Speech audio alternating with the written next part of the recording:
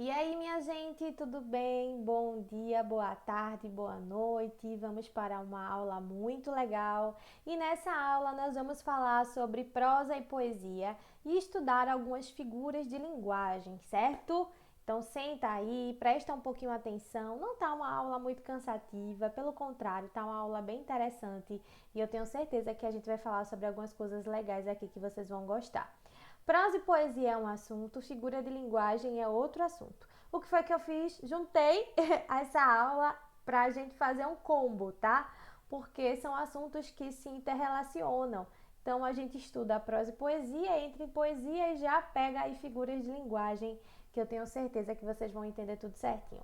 Essa aula é a parte 1, tá? Figuras de linguagem, a gente ainda vai ver algumas outras. Vamos começar com 4 figuras importantíssimas e em seguida a gente continua vendo mais algumas até o final do nosso curso. Bom, sem muita conversa, para a gente não estender muito essa aula e vocês ficarem tão cansados, vamos iniciar conversando sobre prosa e verso, tá? Ou prosa e poesia, como vocês preferirem chamar, tá certo? Lida, o que é prosa, o que é poesia? Gente, esse conteúdo é bem interessante porque a gente precisa entender como que se dá essa modalidade de escrita, né? A nossa língua, a língua portuguesa, ela tem essa variação, ela tem esse processo, principalmente quando a gente fala de texto. Esse processo de uma variação na composição dos textos, né? Das suas formas de escrita, das suas formas de estilo, em relação à linguagem, em relação ao vocabulário, tá certo? Mas uma delas que a gente pode salientar aí como importantíssima é justamente a gente entender o que é a prosa e o que é a poesia, tá bom? O verso, né? Poesia ou verso. Vamos lá. A prosa, gente, é o texto corrido que nós fazemos nas pautas dos nossos cadernos. Sabe quando você faz uma redação e essa redação você dá o espaço, geralmente você coloca o título, né? Aí vai para a linha de baixo, dá o espaço e começa a escrever e você vai até o final da pauta, que é a linha, tá certo? Se porventura a palavra não caber no espaço que sobrar além da linha, você vai fazer o processo de translineação. O que é a translineação? É quando você divide a palavra em sílabas. É o processo de separação silábica que você aprende lá no sexto ano, no quinto ano. Faz a separação silábica bem bonitinha e começa a escrever a palavra, continua a escrever a palavra na linha de baixo. Na prosa, nós usamos a linha, a pauta inteira, tá certo? E o conjunto de linhas que nós escrevemos, nós damos o nome de parágrafo, tá certo? E o parágrafo, ele é uma unidade de conteúdo que tem dentro do nosso texto. Então, a separação dos parágrafos também segue uma lógica. Quando eu termino um parágrafo e vou para um outro parágrafo, é interessante que essa mudança, ela seja também uma espécie de delimitação de temáticas dentro do meu texto, ou de assuntos, ou de subtemas. Tá? É muito importante que essa organização ela aconteça.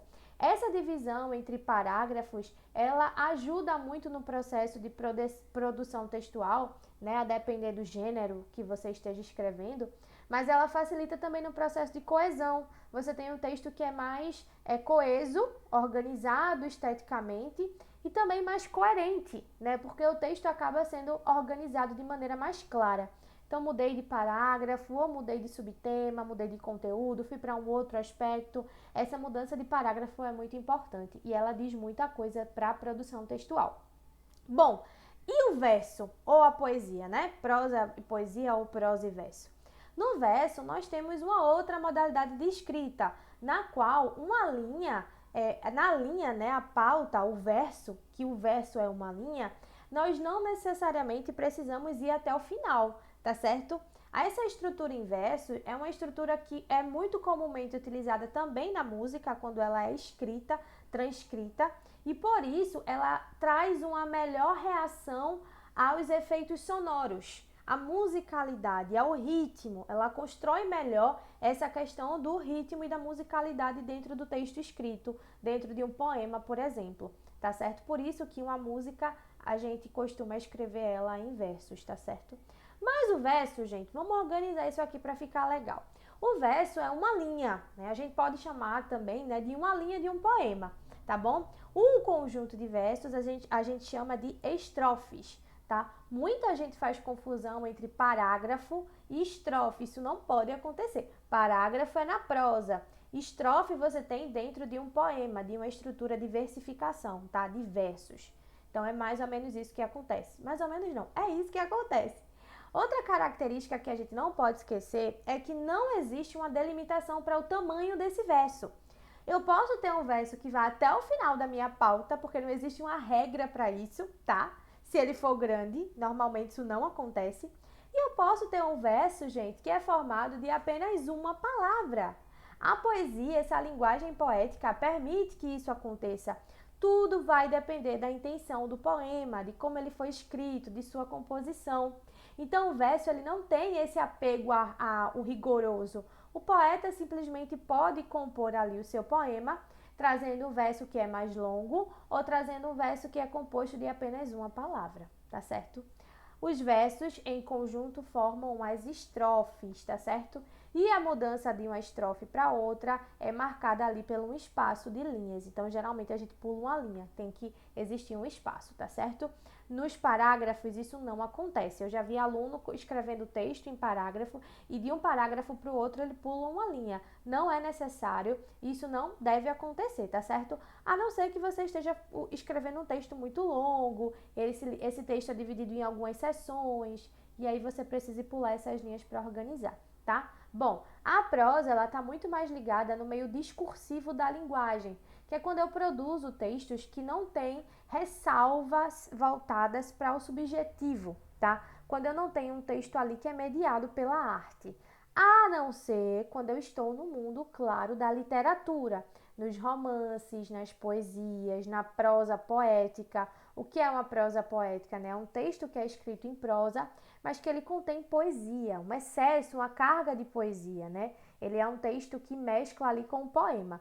O poema em si, ele é composto de versos e estrofes, tá bom? Mas a prosa poética, ela vai ter uma estrutura assim, de prosa, mas a sua linguagem é muito voltada mais para a poesia. Eu consigo enxergar a poesia ali, tá certo? E a poesia é, então, essa forma literária, a forma artística pela qual eu trago a utilização das palavras. Então, no campo da poesia, as palavras elas podem conter novos significados, ampliar os seus significados, tá certo? Bom, essa é a diferença entre prosa e verso. Aí, já abordando essa diferença, eu expliquei aqui para vocês essa questão da linguagem discursiva e da linguagem literária. Aí, só para fechar isso aqui melhor, que eu achei que não ficou tão bom. Na linguagem discursiva, eu tenho textos que são mais objetivos.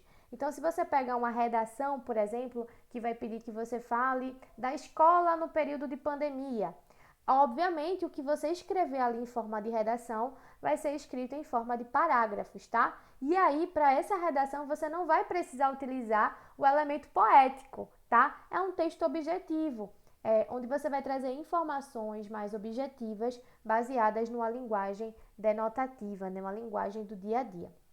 Já a poesia, os poemas, eles trazem consigo essa carga de sentimentos. Então, eu tenho um texto que é muito mais voltado para o subjetivo. Um poema, ele traz emoção, ele traz sensação, ele traz um eu lírico que sente. E esse sentimento é expresso nas palavras.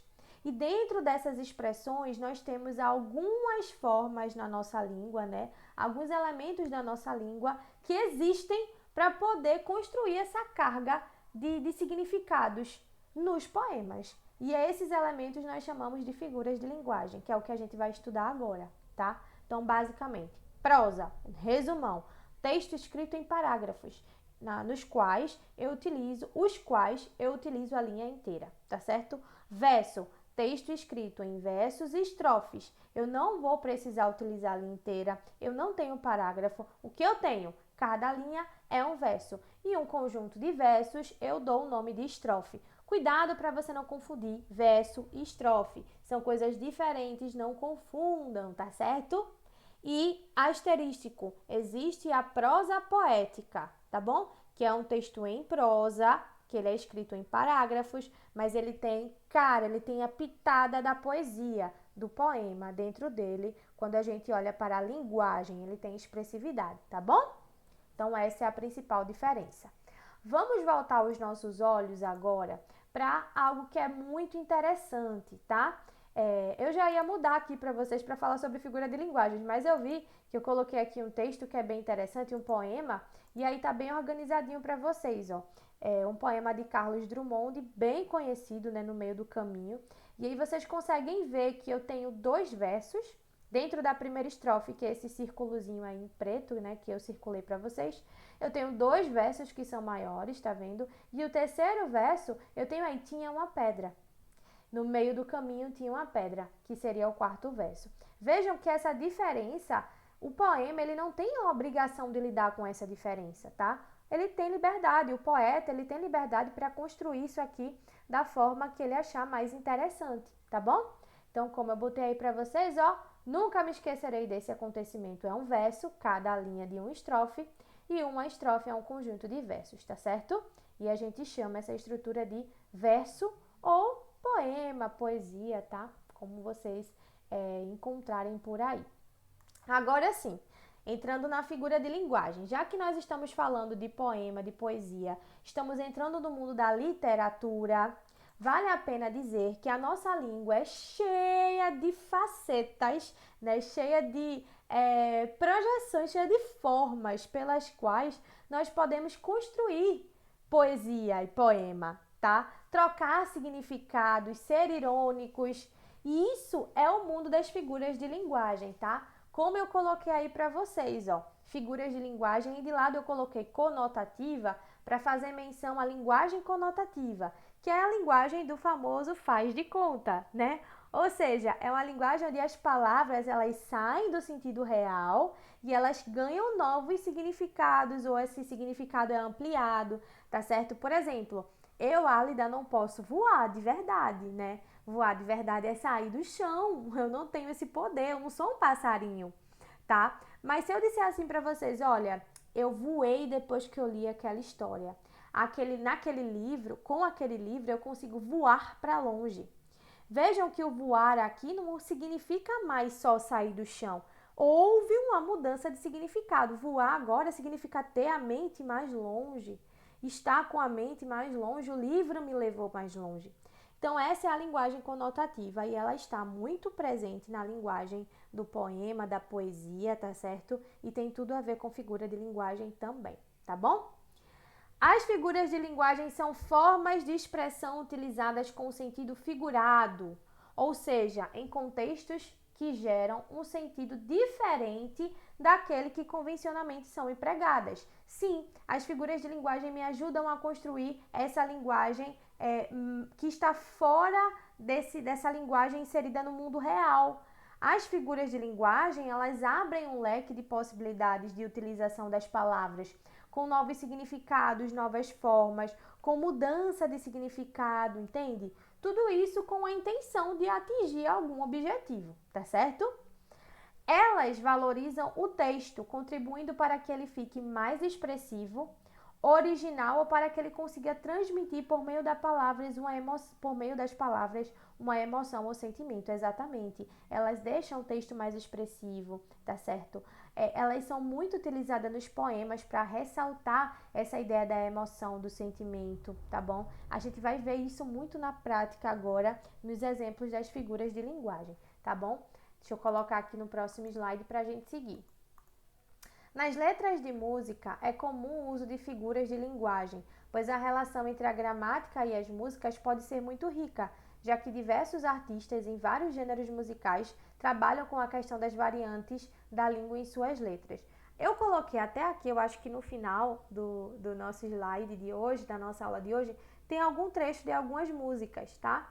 Mas as músicas, elas trabalham com esses adventos da figura de linguagem, principalmente as figuras de som, que a gente vai ver daqui a pouquinho, tá? Para mexer com essa questão da expressividade, dos sentimentos, tá? Eu coloquei aqui essa figura porque eu acho bem legal, porque aqui, deixa eu pegar uma canetinha aqui para desenhar para vocês.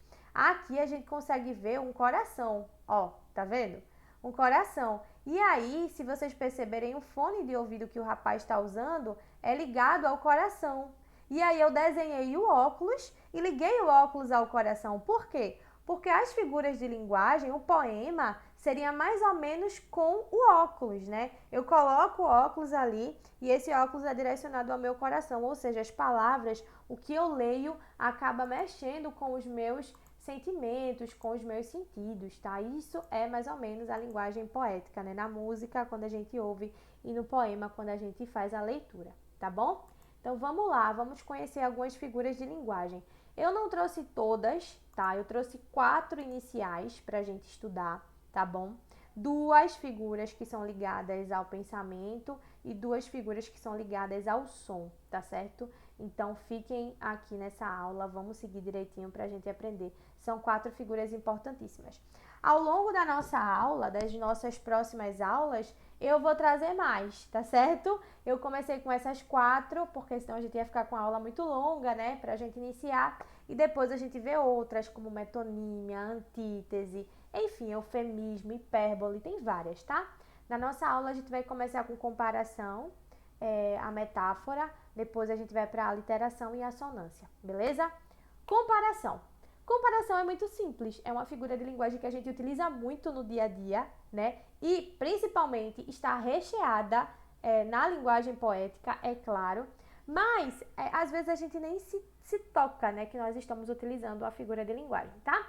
É a aproximação de elementos de universos diferentes por meio de um conectivo. Esse conectivo é o elemento que vai comparar coisas que são diferentes, tá? Como, feito, tal qual, assim como, tal. Esses elementos é que vão servir de conexão para construir uma comparação. Então, eu coloquei aqui um exemplo para vocês, ó. Seu coração é como uma pedra de gelo. Veja que coração é uma coisa, pedra de gelo é outra. Mas quando eu coloco como, eu estabeleço ali uma relação de parentesco entre esses dois elementos. É claro que um coração não é pedra de gelo, e nem uma pedra de gelo é um coração. Mas quando eu faço a comparação, veja que eu estou traçando ali algo comparativo, algo de semelhante entre coisas que são completamente de mundos diferentes. Então, essa é a comparação. Eu coloquei aqui alguns exemplos para vocês. Vamos ver quais são os outros exemplos. Olha, vamos lá. Ela é bela como o feito à luz do sol. Vejam que sol é uma coisa, ela é outra. Mas quando eu faço uma comparação, eu trago um sentido bem parecido entre esses dois elementos, sol e ela, que é uma pessoa, uma mulher. Então, ela é bela feito à luz do sol, ou ela é bela como a luz do sol, é uma comparação. O seu coração é como uma pedra de gelo, que foi o que a gente leu agora. Ele não é engraçado como a minha namorada, mas eu gosto dele. Aqui eu tenho uma comparação entre duas pessoas, ó. Qual é a semelhança? É o ser engraçado, né? Uma pessoa que é engraçada. E aqui há uma que é mais engraçada do que a outra, mas uma comparação. Eles comiam como brutamontes. Olha, eles é uma coisa, brutamontes é outra. Mas quando eu coloco como ali no meio e o traço que eles são parecidos, que é na forma de comer, eu estabeleci uma comparação. Eu juntei ali, aproximei dois elementos de mundo de origens diferentes, tá? Você é como a sua tia, tão melancólica e sentimental. Mais uma vez, ó, eu estou comparando você com outra pessoa, que é a tia. Seres diferentes que eu estabeleci um traço de semelhança, melancolia e sentimentalismo. E por último, os seus olhos são azuis como o céu. Então veja, céu é uma coisa, olhos é outra, mas eu estabeleci uma comparação aqui em relação ao azul, tá certo? Então essa é a figura de linguagem comparação, tá? Todas elas a gente poderia colocar o tal qual, o feito, assim como, tá? Seus olhos são azuis assim como o azul do céu, tá? Eu conseguiria construir com uma comparação, beleza? Próximo, metáfora. A metáfora é a figura de linguagem principal da poesia. Eu costumo dizer que ela é uma comparação escondida. Só que agora a gente não vai comparar, a gente vai trocar significados, a gente vai dizer que uma coisa é outra. Se na comparação eu comparo elementos, na metáfora eu digo que uma coisa é outra. Entendem? Então, ó, é uma comparação escondida, ou seja, não possui o termo comparativo, Baseia-se numa associação de ideias subjetivas. Uma palavra deixa o seu contexto normal para fazer parte de outro contexto. É comum o uso do verbo ser. Não se trata de uma aproximação ou comparação, mas de uma afirmação taxativa, dizendo que um ser é outro ser. Então, na comparação, na metáfora, eu não vou comparar, tá? Eu vou dizer que uma coisa é outra. Eu tenho trocas de significados diretas, taxativas. Então, por exemplo, seu coração é uma pedra de gelo. Eu não estou dizendo que ele agora é como uma pedra de gelo, mas eu estou dizendo que agora ele é uma pedra de gelo, tá? Eu troquei, ó, coração virou pedra de gelo. Isso é uma metáfora, tá certo? Vamos ver os próximos exemplos que eu usei pra gente dar uma olhadinha, tá? Cadê o meu slide? Que toda vez eu saio aqui. Pronto, voltei. Fernando é um anjo. Olha aí, ó. Subtende-se a bondade dos anjos, né? Que ele é bonzinho, né? Tem um coração de anjo. Mas Fernando não é um anjo. O que eu quero dizer é que ele é uma pessoa boa, que ele tem bondade, tá bom? Dona Filomena é uma flor. Olha, Dona Filomena, ela não é uma flor de verdade, mas ela é delicada, bonita, como uma flor, tá? Mas aqui é uma metáfora. É uma flor. Ludmila é fera em matemática. Gente, Ludmila não é uma fera. Não é. Ela é muito boa em matemática. Pode até ser. Mas ser uma fera? Fera, um monstro? Não, ela não é. Seus olhos são duas jabuticabas. Jabuticaba é uma frutinha pretinha e redonda, tá? E aí, quando eu digo que os seus olhos são duas jabuticabas, eu tô dizendo que os seus olhos são duas frutinhas redondas. Não, né? Os seus olhos são como a jabuticaba no sentido de escuros, negros, redondos, profundos, tá? Mas é uma troca de significados. Então, isso é uma metáfora, tá certo? É claro, gente, que às vezes a metáfora ela pode estar inserida em um contexto maior, mas a gente vai ver isso com calma. Nesse primeiro momento, eu quero que vocês analisem ela com menos intensidade, porque a gente vai aos poucos aprofundando, principalmente nos exercícios, tá? Além da metáfora, quem é que eu tenho? Assonância. Agora nós estamos entrando em figuras, vamos estudar duas figuras de som ou harmonia. E elas são ligadas à musicalidade, tá? Elas estão muito presentes na música que a gente escuta, mas também nos poemas que ressaltam essa musicalidade.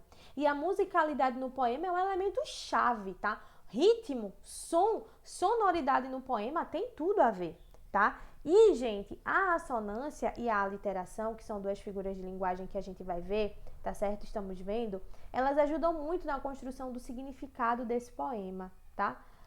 Mas isso é uma análise específica para a aula de poema. Vamos voltar aqui para a figura de linguagem. Então, ó, é uma figura de linguagem de som ou de harmonia que consiste na repetição das vogais. É muito usado em poemas devido à sonoridade que esse gênero busca produzir.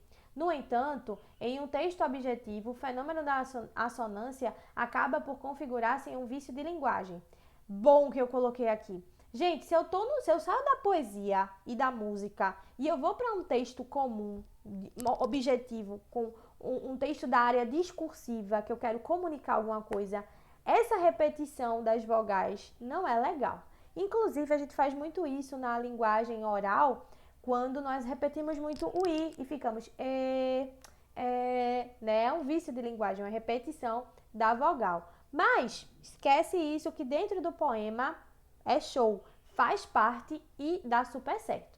Coloquei aqui alguns poemas para vocês verem, dois de Cecília Meirelles. Um diz assim, ó: esta é a dos cabelos louros e da roupinha encarnada, que via alimentar pombos sentadinha numa escada.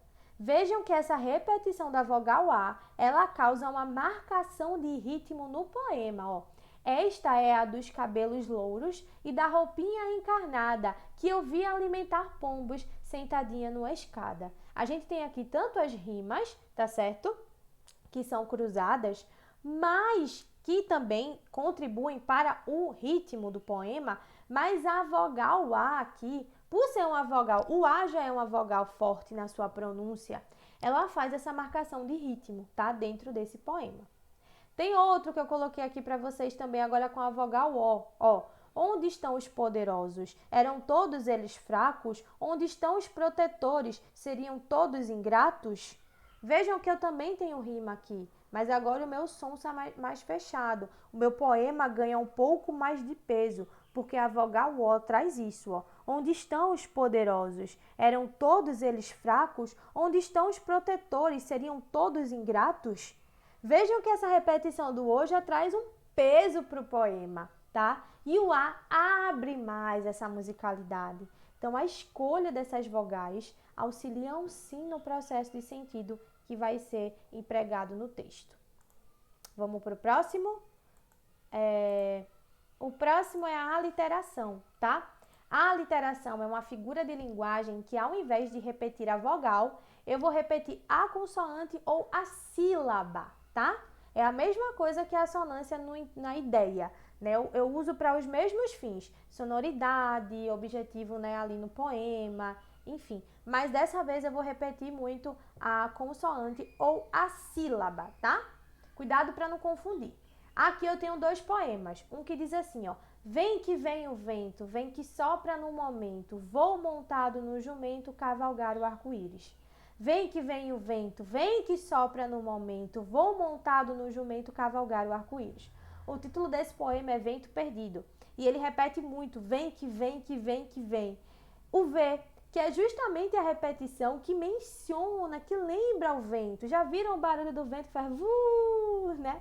É com V. Então, a repetição da consoante da sílaba V, traz pra gente essa ideia do vento. Vê que legal. Isso é um exemplo de aliteração, tá bom? Outra letrinha ali de música que eu coloquei pra vocês, ó. Chove chuva, chove sem parar, que é uma letra de uma música, né? A repetição do CH, né? Do sh. Se a gente for pensar também numa linguagem mais poética, colocando no poema, vocês vão ver que esse barulho de sh também é o barulho da chuva. Já perceberam isso? Então, quando a gente vai fazer isso aqui com uma leitura poética, a gente analisa que esses sons que os poetas, os músicos, né, os artistas utilizam, eles têm uma intenção, uma intencionalidade, tá? Algumas vezes a aliteração e a assonância, elas podem vir juntas. Você pode pegar um texto em que você note a repetição das duas, tá? Só cuidado que a aliteração, ela também entra como sílaba. Então, às vezes, você vai ver a repetição de uma sílaba e todo mundo sabe que uma sílaba tem como base uma vogal. Então, uma vogal vai acabar se repetindo. Trouxe aqui alguns exemplos para vocês também de aliteração, ó, com o som do R em provérbio popular e com o som do F em provérbio popular. Ó. O rato roeu a roupa do rei de Roma. E ainda tem mais, né? E a rainha raivosa rasgou o resto. Vejam essa repetição da consoante R, né? Ra, ré, ró. Tá vendo que eu mudo as vogais, mas a consoante permanece a mesma? O R? Pois é. Embaixo, ó, quem com ferro fere, com ferro será ferido. Vejam, ferro fere, ferro ferido. A repetição do FE, que seria uma sílaba, tá? Fere, ferro, ferido, ferro. Todas eu tenho esse fé. Então, eu tenho também um exemplo de aliteração. Coloquei aqui também um outro poema de um escritor brasileiro muito famoso, Cruz e Souza.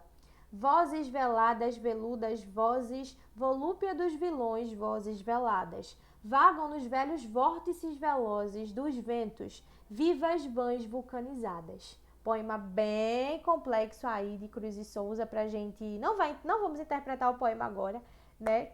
Até por causa do nosso tempo. Gostaria muito, mas a gente tá focando no som. Mas vejam que há uma repetição do V aqui, né? Vozes veladas, veludas, vozes volúpias, vilões, vozes veladas, vulcões, vulcanizadas, vãs. Então, eu tenho essa repetição aqui muito profunda da consoante V, tá? E ela também traz um atributo sonoro para esse poema, tá? É um exemplo de aliteração. Bom, gente, vou finalizando por aqui esse vídeo. Eu espero que vocês tenham gostado. Espero que vocês tenham entendido tudo certinho, tá certo? E a gente vai dar continuidade a esses assuntos nas próximas aulas, tá bom? Um beijo, fiquem com Deus e até a próxima!